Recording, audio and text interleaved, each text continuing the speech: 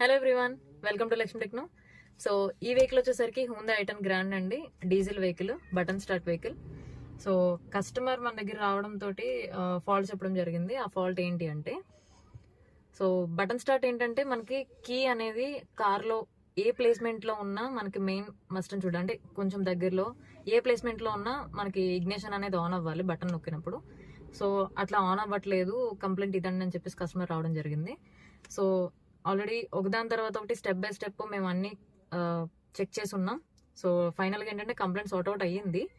So అది మీతో share చేసుకోవాలని చెప్పేసి ఈ వీడియో తీస్తున్నాను. సో ప్రజెంట్ ఏంటంటే నేను ఆల్రెడీ కీ ప్యానల్ నుంచి పీసీబీ అనేది డిస్మాండిల్ చేశాను. ఎందుకు అంటే మేబీ ఒక్కొక్కసారి ఏమవుతాయంటే పీసీబీలో ఏమైనా ఫాల్ట్ ఉండొచ్చు, చెప్పలేము. సో అది రెక్టిఫై చేసుకోవడానికి అని చెప్పేసి తీసాను పీసీబీ. సో ఇప్పుడు మీకు చూపిస్తాను. నా హ్యాండ్లో పీసీబీ ఉంది, ఓకే. అండ్ ఇక్కడ నేను బటన్ ప్రెస్ చేస్తున్నా. సో చూసారు కదా, ప్రెస్ చేస్తుంటే మనకి ఇగ్నిషన్ ఆన్ కావట్లేదు. ఇప్పుడు చూడండి, పీసీబీ చేతిలో ఉంది. సో పీసీబీ బటన్ దగ్గర పెట్టి ప్రెస్ చేస్తున్నా.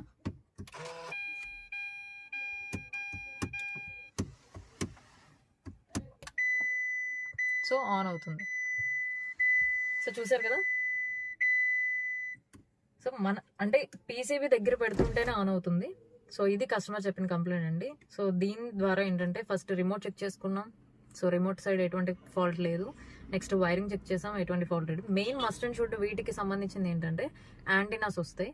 సో యాంటీనాస్ ఏమన్నా ఫాల్ట్ ఉండొచ్చేమో అని చెప్పేసి మనం ఆల్రెడీ యాంటీనాస్ కూడా రీప్లేస్ చేసి, అంటే వేరే యాంటీనా చెక్ చేయడం కూడా జరిగింది. సో ఇక్కడ ఉంటాయి యాంటీనాస్.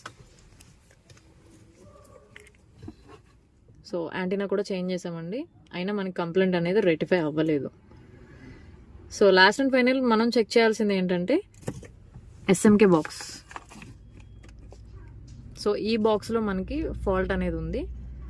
సో దీన్ని ఆల్రెడీ నేను సార్ట్ అవుట్ చేశాను.